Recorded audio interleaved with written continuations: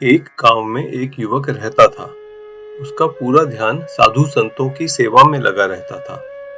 वह घर का कोई काम नहीं करता था। सुबह होते ही वह साधुओं के पास चला जाता, उनके काम करता और देर शाम को घर लौटता। उसके पिता ने उसको कई बार समझाया कि वह घर का भी कुछ काम करे, लेकिन वह नहीं मानता था। इसलिए घर में सदैव तनाव का वातावरण बना रहता था। एक बार उसके माँ बाप ने सोचा कि अगर उसकी शादी कर देंगे तो शायद वह थोड़ा समझदार हो जाएगा, शायद घर की खेती का काम भी करेगा। इसलिए उसकी शादी कर दी गई।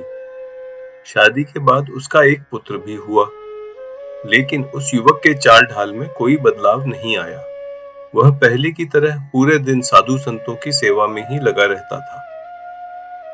उसके पिता उससे बार बार यह कहते थे कि अब तुम बाप बन गए हो, अब तो घर के काम में, खेत में ध्यान दो। लेकिन उन चीजों में उसका मन ही नहीं लगता था। उसकी पत्नी भी उससे ऐसा ही कहने लगी थी। घर का वातावरण और ज्यादा खराब हो गया था। इस कारण वह साधु संतों के साथ और समय बिताने लगा। एक दिन तंग आकर उसने एक संत से पूछा, महाराज, मेरा घर के कामों में मन नहीं लगता है, साधु संतों की सेवा में मन लगता है, लेकिन पिताजी और पत्नी सब मुझसे घर का काम करने के लिए कहते रहते हैं। संत ने उत्तर दिया, मैं देख रहा हूं कि तुम्हारे भाग्य में घर छोड़ना लिखा है। यह बात उस युवक को अच्छी नहीं लगी। उसने कहा कि यदि वह घर छोड़ देगा तो उसकी मां दुख में पागल हो जाएगी, पिताजी अकेले नहीं रह पाएंगे और उसकी पत्नी और बच्चे का क्या होगा। संत ने उसे समझाया कि दुनिया चलती रहती है, सभी लोग अपने जीवन में आगे बढ़ जाते हैं, लेकिन वह युवक इस बात को मानने को तैयार नहीं था। तब संत ने उससे कहा कि वे उसे एक विद्या सिखाएंगे। उस विद्या से वह युवक एक मरे हुए इंसान की तरह हो जाएगा। उसकी सांस और नाड़ी नहीं चलेंगी, लेकिन वह आंखों से सब देख पाएगा और कानों से सब सुन पाएगा।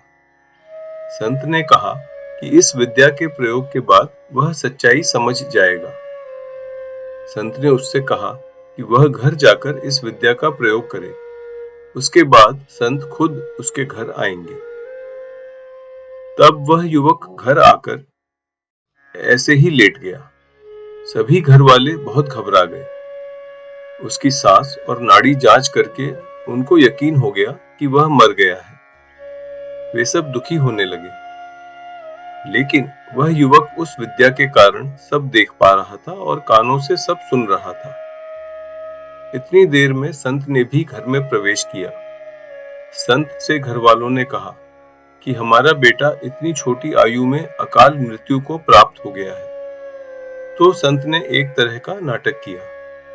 उन्होंने एक कटोरी में जल मंगवाया और उस लड़के के चारों ओर कुछ मंत्र गुनगुनाते हुए घूमने लगे। बाद में उन्होंने घर वालों को कहा कि यदि कोई इस कटोरी में रखा हुआ जल पीकर खुद मरने को तैयार हो जाए तो इस युवक की जान वापस आ जाएगी। पिता घबरा गया। पिता ने सोचा, मैं जल पीकर क्यों मरूं? पहले सारी जिंदगी मेहनत करके ये सब बनाया है।